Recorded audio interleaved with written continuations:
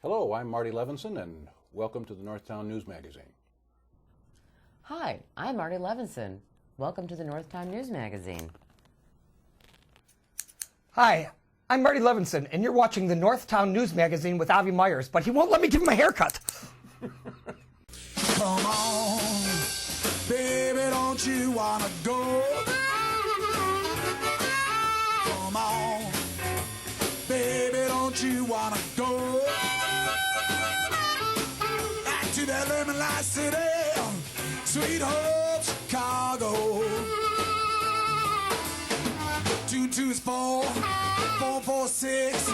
Come on, baby, now get your business fixed. Hi, I'm Marty Levinson. Welcome to the Northtown News Magazine show with the greatest cameraman around, Sonny Hirsch, and your host, Avi Myers. Thank you, Marty. Avi Myers, Northtown Neighborhood News Magazine. Presentation of Sonny Hirsch and myself. Dial us up on the web at ntnm.org. Community Policing, caps24.org. Jewish Chicago will be out bigger and better than ever. We're expanding our coverage in the suburbs, and we'll try to expand it in the city also. I would like to introduce you to somebody running for judge who is one of the highest rated candidates you will find running for judge in any race. And it could be by the time all the Bar Association stuff is finished, he might be the highest rated candidate. His marks are that high. And somebody, actually, one of my favorite ex-judges, Judge James Epstein, warned me what a great person you are. So we're talking about Judge Jerry Esrig. How are you? Good. I'm glad to be back, Avi. Thank you for having me. It's my pleasure. And you have been appointed as a judge now? Yes, I have. By the Illinois Supreme Court, actually twice, so yes. Very good. And when was the last appointment? The last appointment started in January of this year.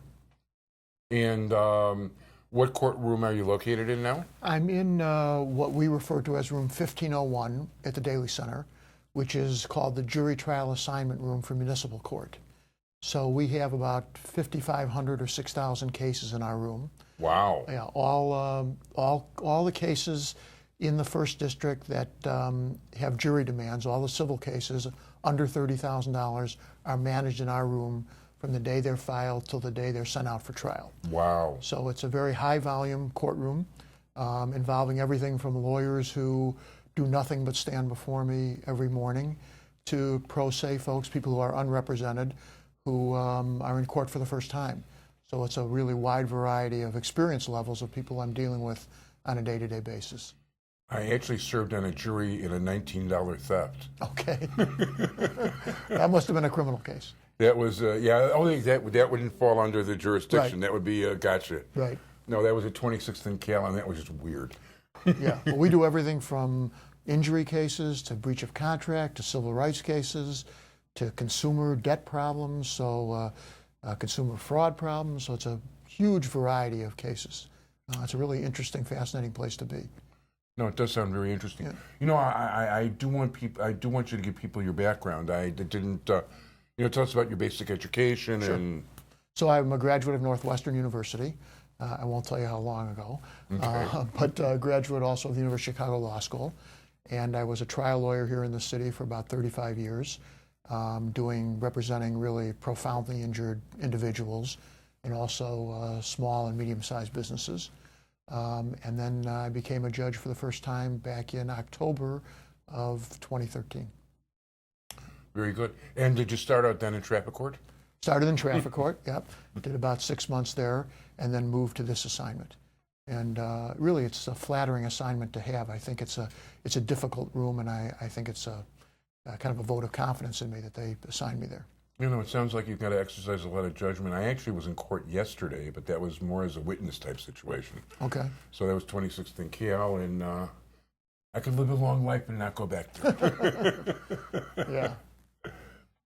So, in any event, you decided on the 9th Sub-Circuit as opposed to running countywide? Right. The 9th Sub-Circuit's really kind of my base, and I ran there last time. I think folks know me pretty well. I have the support of all the political folks in the Sub-Circuit. Yeah, every single ward committeeman endorsed you. Yes. Every single last one. And to say that these people do not get along with each other is putting it mildly. It's flattering that I'm the person they agreed on. Yeah, and I think it's the first time in a very long time that they came together and endorsed anyone for a judge. You're right. It's been years and years and years since they endorsed anyone. Yeah. So I took that as a good sign. And as a matter of fact, the last time I remember somebody being endorsed, there was a lot of backstabbing in that one. Because one endorsement wasn't really quite the endorsement they thought it was. Okay. Don't know that one, but. Pardon? I don't know that race, but. No, you're better off. But what are the boundaries of the 9th Sub-Circuit? Essentially, it's Wilmette, Evanston, Skokie, Lincolnwood, the city north of Devon and east of Harlem, some parts of Niles, some parts of Morton Grove. Yeah. Did I say Evanston? Evanston and Skokie? Evanston is a key component. Yeah. And that's where I live, yeah.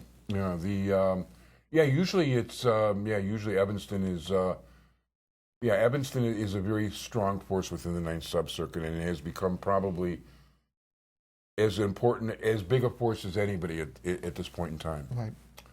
No question about it. Who's the Democratic committeeman in Evanston now? Eamon Kelly. Oh, okay. Yeah. Just curious, because it's been a while. So, in any event, in order to campaign, you're not allowed to campaign like a normal I shouldn't say normal politician. There are no normal politicians. You have to campaign like a normal person and not like a politician. Right.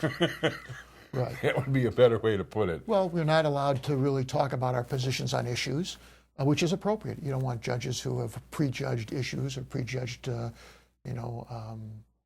things that may come before them. So really what we can talk about is our qualifications. We can't ask for money, which I'm glad of, so I don't have to spend any time doing that. Only others can do that for me. So it is a little different kind of a campaign than a typical politician would face. A lot different. Yeah. And not my natural thing. I love being a judge. Campaigning's not my natural thing. One of the things I really enjoy about interviewing judges, and I never really set out, this was never a conscious plan on my part to have so many judges, is number one, I'm dealing with a much more intelligent breed of individual than I am with the regular politician. And also I find that the number of Q-tips I need per shoot is much less than when I'm interviewing the regular politicians. Well, I have to, since you bring that up, I have to talk about what a service you do. Because people really don't know and really have very few outlets for finding out about judges. So, you do a terrific service in that people can get an idea of who we are and what we're like, what our qualifications are, and, almost feel like they're meeting us, which is, I think, an important thing. No, I think it's very important too, and frankly, I never expected to do it like I said, but I saw how needed it was. There is a need for it, yeah. One of the things you're never going to find the President of the United States on this show, because anybody can get him and interview him. Well, not quite that simple, but the fact of the matter is, I like to highlight people, who are doing important things in, that people don't know anything about. I mean, to me, that's much more interesting and more important.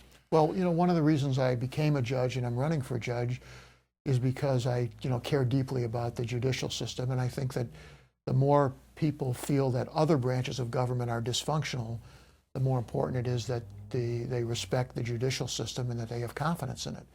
And, unless they know who it is they're voting for, it's hard for them to feel that way. No, that's true. And the fact is that so many people don't vote in the first place, and then so many fewer vote in the judicial races, and even coming down to the sub-circuits, it's like there's a dropout rate all throughout. So I always recommend to people to start at the bottom of the ballot and work your way up.